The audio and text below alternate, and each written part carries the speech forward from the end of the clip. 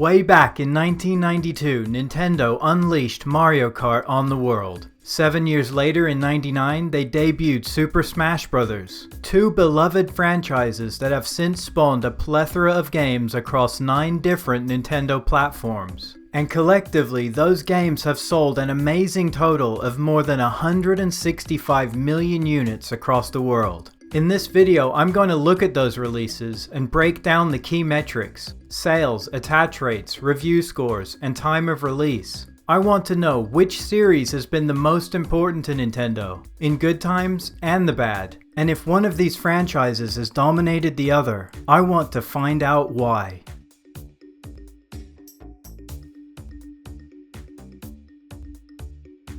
We have to start somewhere, so let's start by breaking down that monstrous 165 million in unit sales, and look at the contributions to that number from each of the two franchises. The 9 Mario Kart games in this analysis have collectively contributed more than 125 million units to that number, compared to the near 40 million units that the 5 Smash Bros. Games sold. That breaks down to an average of nearly 14 million for Mario Kart games and nearly 8 million for Smash Bros. At least on this surface level, Mario Kart seems to be a much bigger contributor to Nintendo's bottom line. But we're going to explore below the surface and see if there's more to the story. I know there has to be. First, let's look at overall sales by platform. Here are the combined sales of the two franchises on each Nintendo system, ranked in order of least sales to most sales. And as this graphic unfolds, keep in mind the critical fact that while each of these systems saw a Mario Kart release, not all of them saw a Smash Bros. Release. And if we highlight the 4 systems that went without a Smash Bros. Game, 2 things quickly become very apparent. First, Mario Kart sales on the DS were incredibly impressive, a notion we'll return to later. And second, the Wii sales are on another planet completely. We already learned that Mario Kart outsold Smash Bros. Overall, but on one of these systems, Smash Bros. Did get the upper hand in sales. Can you guess on which system that was?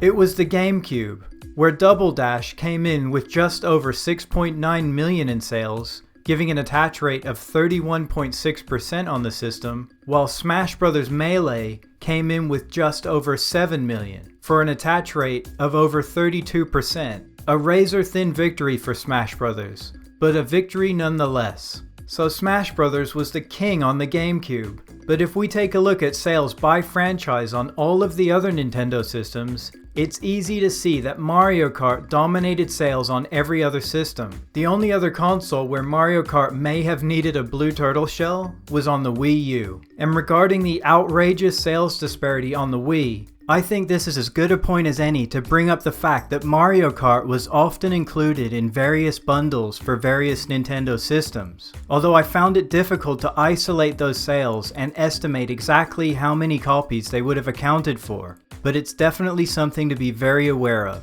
Now that we've taken a high-level look at the landscape, let's get down in the weeds and see how each game performed on its own. Here's the complete list of individual game sales ranked from lowest to highest. At a glance, this graphic lets us see how the two franchises varied from game to game, and some of these numbers are absolutely staggering, especially the aforementioned Mario Kart DS. Besides Mario Kart games being higher in this ranking, the other takeaway from this graphic is that game sales for both franchises tended to fall in the 5 to 10 million unit range. And if we look at these numbers from another perspective, this range is a little easier to see. Here's a scatterplot looking at game sales plotted against a timeline of game release. And from this angle we see that Mario Kart and Smash Bros. Releases were stable between the 5 to 10 million unit range until a major breakthrough in late 2005 with Mario Kart DS, making that DS game a breakout and noteworthy title. It was the first to usher in absolutely massive sales. After that, some other game sales are up,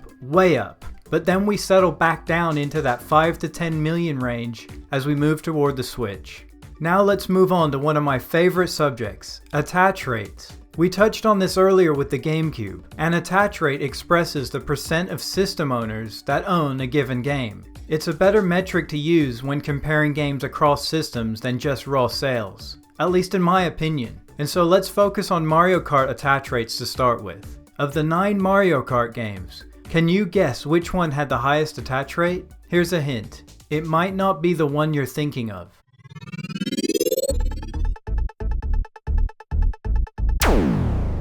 If you're like me, you might have guessed it would have been Mario Kart Wii, just based on the massive sales of that game. But instead, it's Mario Kart 8 on the Wii U, a game with a humongous 55% attach rate, meaning that over half of Wii U owners own a copy of Mario Kart 8. That's astronomically massive, and it's either a reflection of the demand for that game or a complete condemnation of the competition on that system.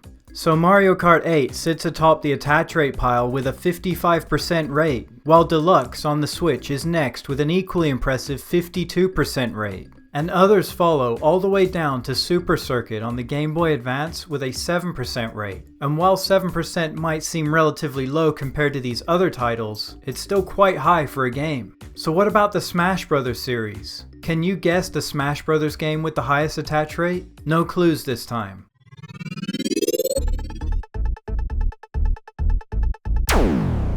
It's Smash Bros. On the Wii U, with a 35% attach rate.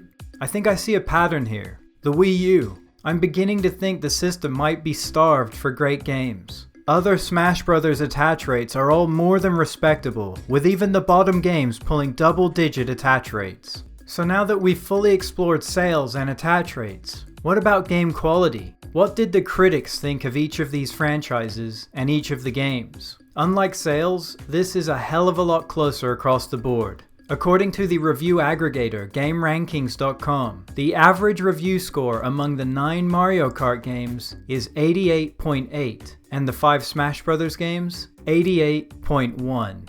If we use GameRankings.com to rank each game from worst to best score, we see that Smash Bros. Games do much better in the rankings now. And in fact, 2 of the top 3 games are Smash Bros. Games. I do think it's interesting that these rankings are bookended by the first entries in each respective series. Finally, I want to talk about context for a moment, because context is king and timing is critical. These games don't release in a vacuum. Here is a timeline of the lifespans of Nintendo game systems from the Super to the Switch. Now I'm going to plot each Mario Kart and Smash Bros. Game onto this timeline one by one. Recall that at the start of this video, I said that if one series beat up on the other, I want to find out why. Well, I think this graphic might provide us with some valuable insight there. Does anything about this graphic strike you? Do you see any patterns? Well, here's the pattern that I see. With the exception of the GameCube and a virtual tie on the Wii, Mario Kart games released earlier in a system's life than Smash Bros. Games on each of the other systems. The 64, the 3DS, the Wii U, and now the Switch. And recall that on GameCube, it was Smash Bros. That got out of the gates first and did in fact score a sales victory on that system. I believe that this timing of release, alongside the obvious pack-in variable, are the critical components for which franchise will ultimately sell more copies in each generation. And what are some of the other components that decide sales? Well, beyond timing and some of the other things I've mentioned, there's no way that I can end this video with a satisfactory answer. So instead, why not finish on some footage of my favorite game from this analysis? That's it for me. I hope that you found this useful. I hope that you consider giving me a sub, maybe a like, maybe a comment. I would massively appreciate it. Until next time, all the best and the sky's the limit.